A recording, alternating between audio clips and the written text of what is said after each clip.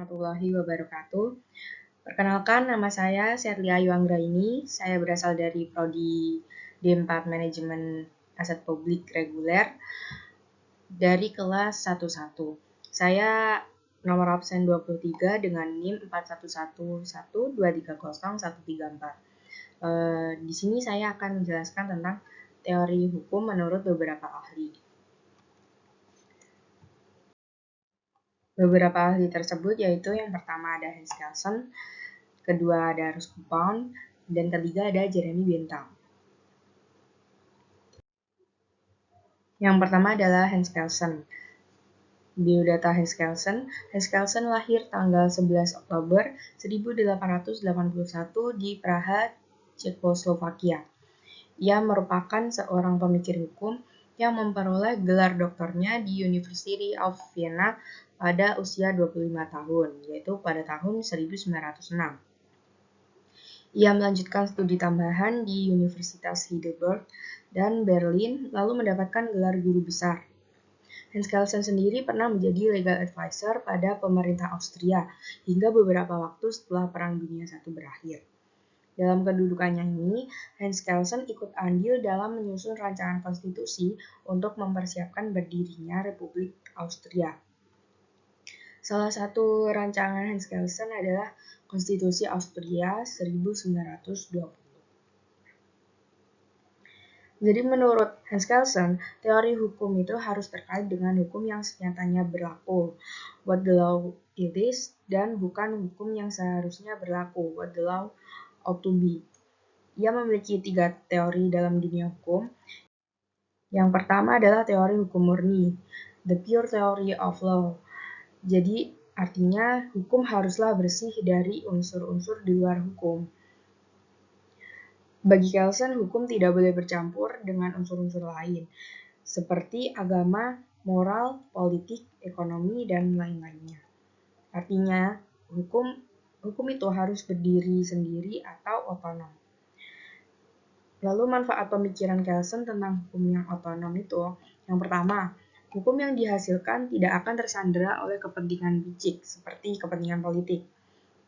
Lalu yang kedua, hukum yang dihasilkan benar-benar diperuntukkan bagi masyarakat dan bukan untuk sekelompok orang saja.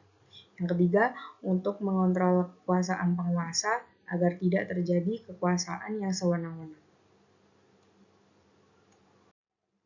Selanjutnya, teori norma dasar atau ground norm.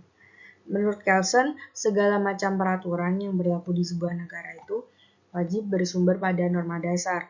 Menurutnya, norma dasar adalah sebuah norma yang menjadi induk dari segala norma yang berlaku dalam suatu negara. Nah, norma dasar itu merupakan norma yang tertinggi dalam sistem hukum sebuah negara. Norma ini sebagai dasar dari peraturan-peraturan yang dibentuk.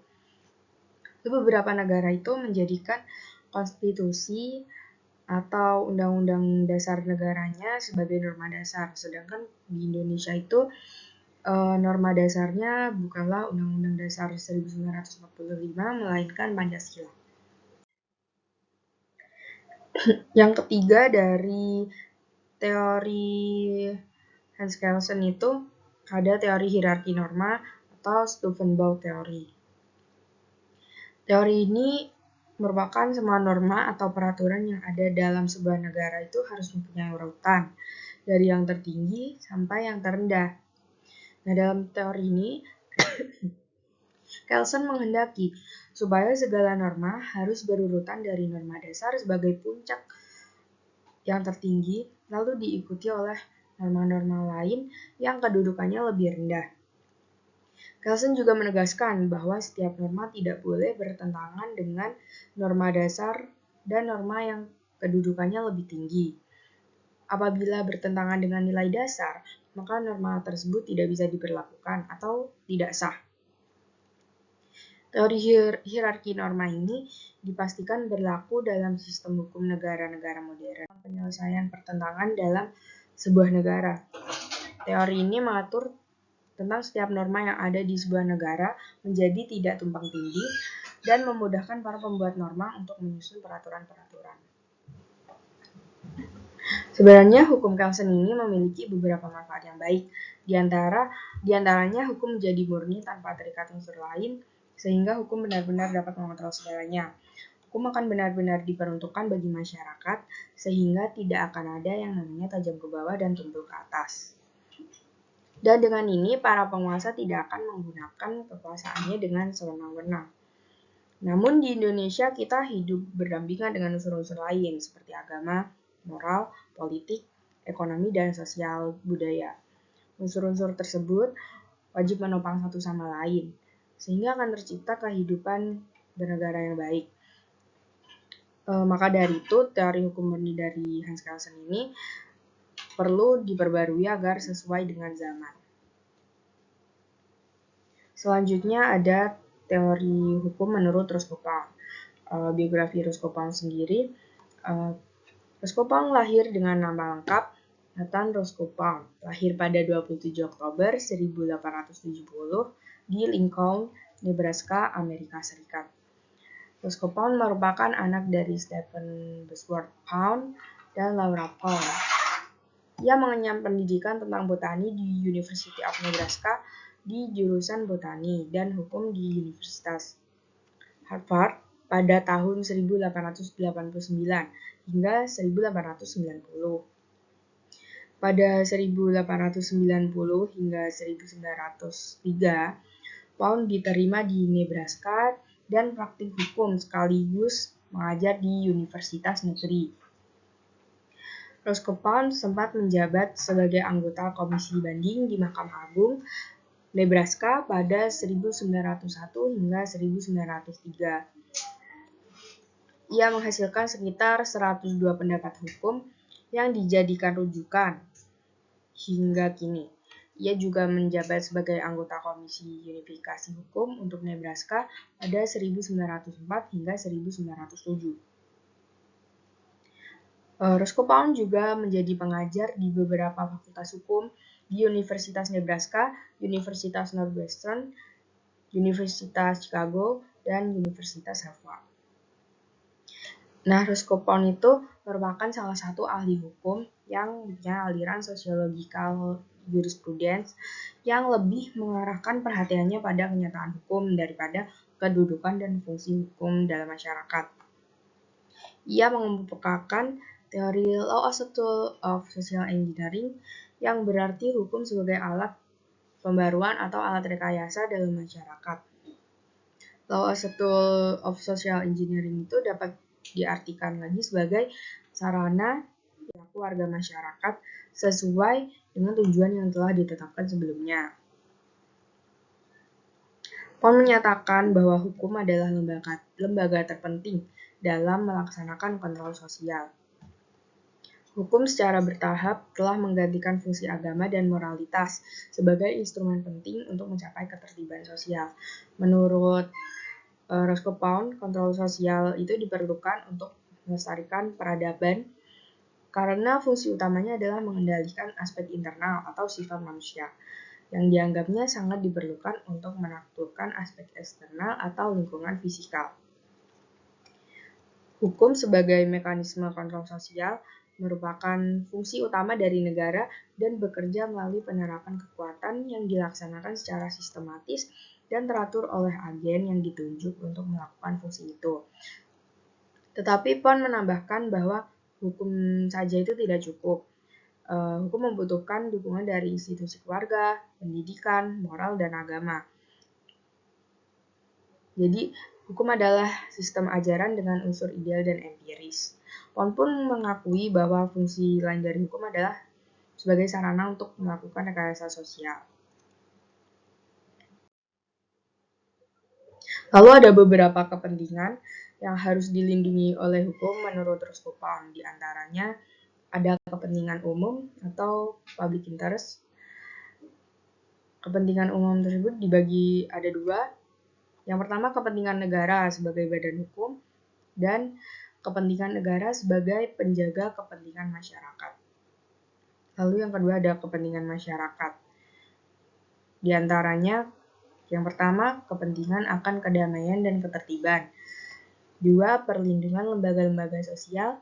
ketiga, pencegahan kemerosotan akhlak, keempat, pencegahan pelanggaran HAM, kelima, kesejahteraan sosial. Lalu selanjutnya ada kepentingan pribadi atau private interest. Di antaranya ada kepentingan individu, kepentingan keluarga, dan kepentingan hak milik. Nah, pendapat yang diuraikan mengenai rumusan-rumusan dan golongan-golongan dalam social engineering Roscoe dapat diibaratkan bahwa hukum itu dianggap sebagai insinyur dalam mengungkapkan dasar-dasar pembaruan dalam masyarakat. Dan hukum akan menggerakkan kemana masyarakat diarahkan, serta bagaimana masyarakat seharusnya diatur.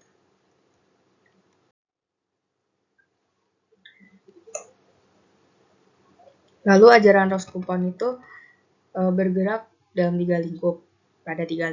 Yang pertama, bahwa hukum benar-benar berfungsi sebagai alat untuk mengatur dan mengelola masyarakat. Yang kedua, hukum tadi diimbangi pemenuhan terhadap kebutuhan atau kepentingan-kepentingan masyarakat, serta yang ketiga, adanya pengawasan guna memelihara dan melanjutkan peradaban manusia. Nah, contoh penerapan dari teori law as a tool of social engineering ini yaitu Undang-Undang Penghapusan KDRT Nomor 23 Tahun 2004 Pasal 5 mengenai larangan KDRT. Nah, UU tersebut tadi menyatakan setiap orang dilarang melakukan kekerasan dalam rumah tangga terhadap orang dalam lingkup rumah tangganya dengan cara A. Kekerasan fisik, B. Kekerasan psikis, lalu kekerasan seksual atau kekerasan penelantaran. Terus selain pasal 5, ada pasal 6 yang menyatakan kekerasan fisik sebagaimana dimaksud dalam pasal 5 huruf A adalah perbuatan yang mengakibatkan rasa sakit, jatuh sakit, atau luka berat. Selanjutnya, pasal 7 sebagaimana dimaksud dalam pasal 5 huruf B adalah perbuatan yang mengakibatkan ketakutan, hilangnya rasa percaya diri, hilangnya kemampuan untuk bertindak, rasa tidak berdaya, dan atau penderitaan psikis berat pada seseorang. Jadi di sini dapat disimpulkan bahwa hukum itu berperan sebagai rekayasa sosial. Sebelum adanya UU pasal ini, pasti banyak kekerasan yang terjadi di dalam rumah tangga.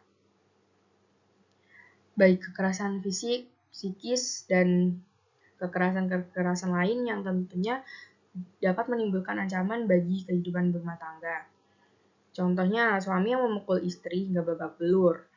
Hal ini mengancam kehidupan berumah tangga dan terutama sang istri akan menjadi korban entah itu fisiknya atau psikisnya.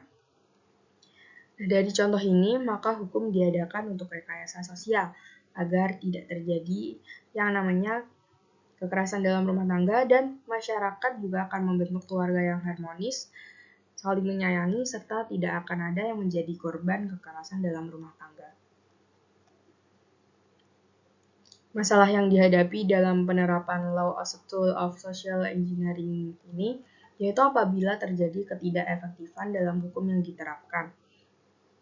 Biasanya dipengaruhi oleh beberapa faktor, misalnya dari penegak hukum, pembentuk hukum, para pencari keadilan, dan sebagainya.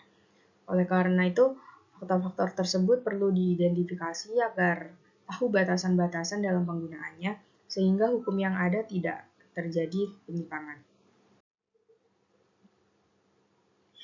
Adapun yang menjadi penunjang atau pendukung dari teori law as a tool of social engineering ini adalah teori tentang efektivitas dan validitas hukum.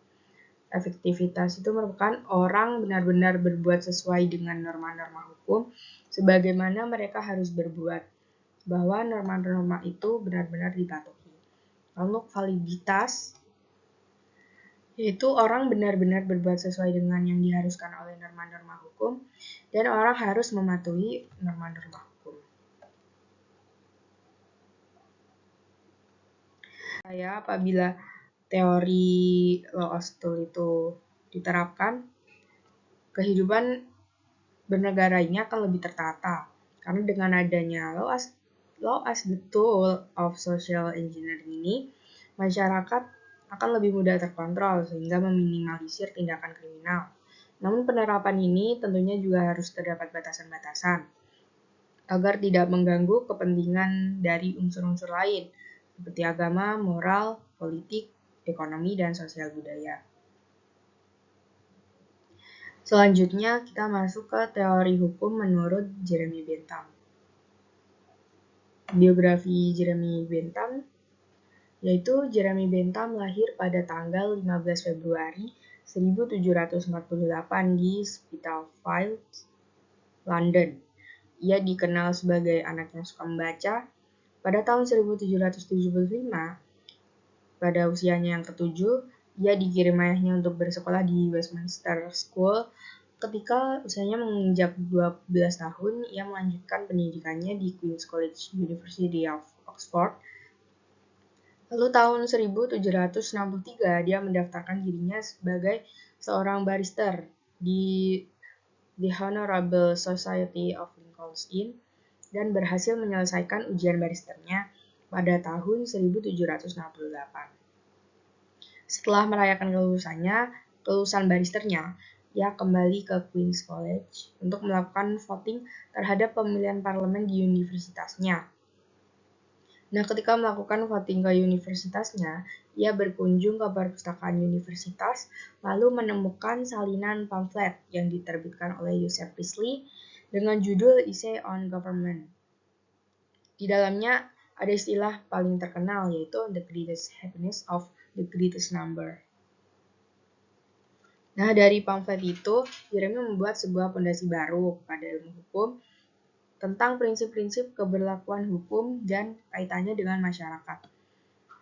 Jeremy melakukan kritik dan saran dalam tulisannya itu untuk memperbaiki hukum itu sendiri. Ia menulis dan mengkritik hukum itu secara perlahan-lahan, secara berproses hingga pada tahun 1781, Jeremy menerbitkan karyanya yang menjadi landasan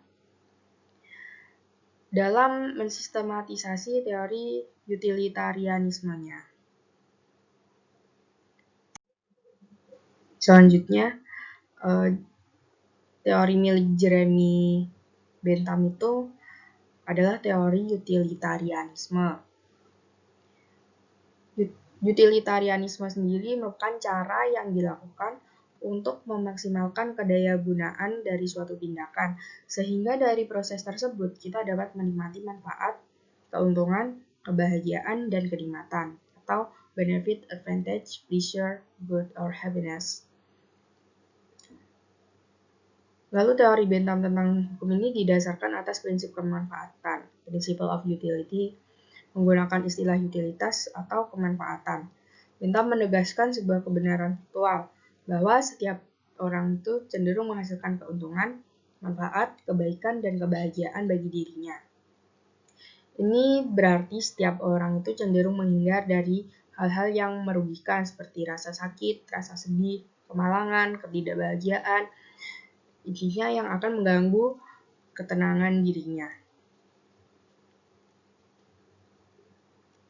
Kebahagiaan yang dimaksud oleh Bentham tidak hanya merujuk pada konsekuensi pada tindakan manusia secara subjektif, namun juga berupa tindakan yang diputuskan oleh otoritas pemerintah atau kewenangan hukum. Jadi setiap orang itu cenderung menghindar dari rasa sakit, kemalangan, atau kesedihan. Begitupun dengan seseorang yang telah melakukan tindakan kejahatan, pelanggaran hukum, sehingga ia menjadi terdakwa. Seseorang yang terhukum pasti akan membela dirinya dan mengelak dari hukum. Namun apabila seseorang itu terpaksa harus menerima hukuman, maka harus dipastikan bahwa pelaksanaan hukuman tersebut harus menghindarkan dari kerugian yang lebih besar. Hukuman yang tidak menjanjikan hal-hal yang lebih baik di masa depan itu harus ditolak secara tegas. Hukum yang baik harus menjamin keuntungan bagi pelaku juga. Hak seseorang untuk hidup bahagia dan terhindar dari hukuman lebih besar pada masa depan harus tetap jadi prioritas untuk dijaga dan dilindungi. Lalu dua efek utama agar hukum dapat dibenarkan. Yang pertama, konsekuensi hukuman itu ialah mencegah agar di masa depan kejahatan subjek terhukum tidak akan terulang. Hukuman itu harus memberi kepuasan terhadap korban maupun orang lain yang telah dirugikan.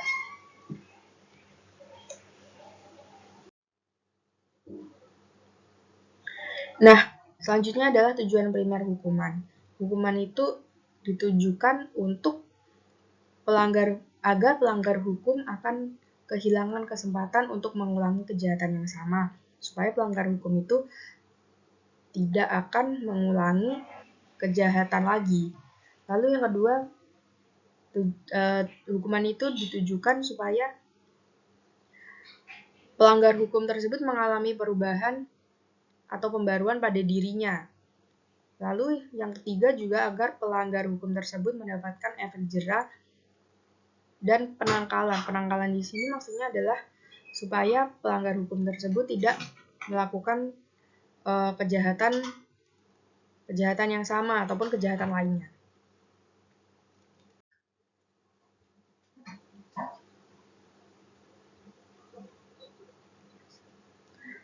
Lalu Bentham menggariskan tujuan sekunder hukuman yang berkaitan dengan kemungkinan pelanggar hukum di masa depan. Di sini konteksnya tentang kepuasan melalui hukuman. Jadi ada dua bentuk, yaitu kompensasi material. Nah, uang ini merupakan kompensasi yang jitu terhadap banyak kejahatan. Di sini Bentham menegaskan bahwa kompensasi berupa uang itu hanya untuk kasus pencurian dan perampokan, bukan untuk kasus delik kriminal seperti pembunuhan atau pemerkosaan. Lalu yang kedua, pelampiasan atau pengekspresian rasa dendam. Ketika pelanggar hukum mendapatkan hukumannya, maka korban dan orang-orang yang terdampak dari kejahatan pelanggar hukum tadi akan merasa puas karena dapat menyalurkan emosi negatifnya. Hukuman yang diberikan pada pelaku kejahatan dapat memberi rasa puas dan rasa senang kepada korban dan orang-orang lain yang terdampak dari tindakan pelaku pelanggar hukum.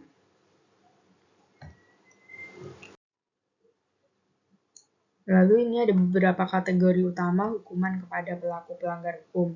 Yang pertama, hukuman harus tidak kurang berat dari apa yang diperlukan untuk mengimbangi kebaikan yang dihilangkan oleh tindakan kejahatan. Dan hukuman yang ringan tidak mencegah terjadinya jenis kejahatan yang sama. Lalu semakin merugikannya suatu kesalahan, semakin berat pula hukumannya. Dan hukuman tidak harus lebih berat dari apa yang diperlukan untuk mencapai tujuan-tujuan pada masa depan.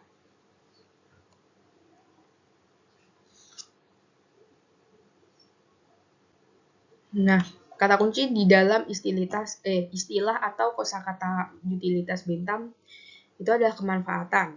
Di dalam menghukum subjek terhukum, lembaga penegak hukum, atau siapapun yang memiliki otoritas yang berwenang untuk menghukum pelaku, tentu harus mempertimbangkan manfaat hukuman bagi pelanggar hukum. Apakah hukuman itu akan bermanfaat bagi subjek pelanggar hukum ke depannya?